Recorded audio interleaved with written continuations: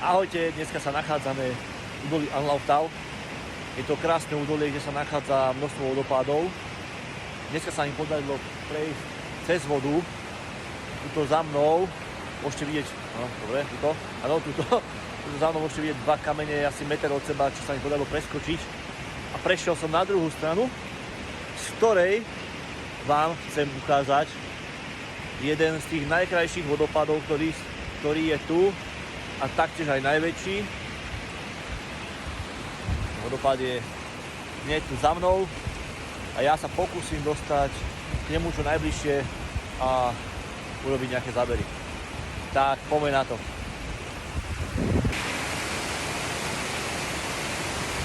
To je nádhera. Čo vy na to?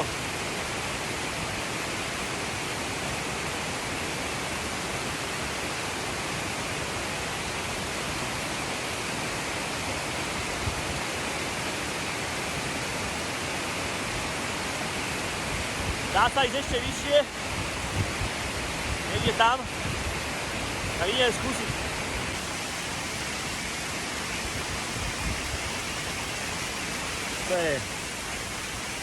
To je nemý úžas. Bomba, ešte keď sa môžete dostať pod ten vodopád takto. To je bomba.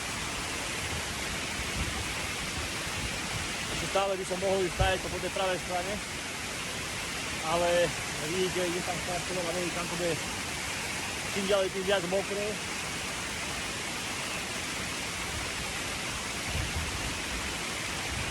Dokonca by som dokázal ísť tuto presne a výjsť hore na to a zase mať iný pohľad na ten vodopád. Tak troška z vrchu.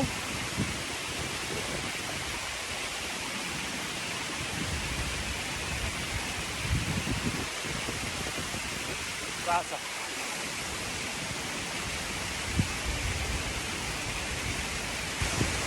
Pravda je, že mi to nedalo a dole som si všimol celkom slušnú cestičku hore k tomu vodopádu, ale ešte vám ukážem dole cesta. Takýto krásny svah je tu a ja už som hore pri tomto nádhernom vodopáde.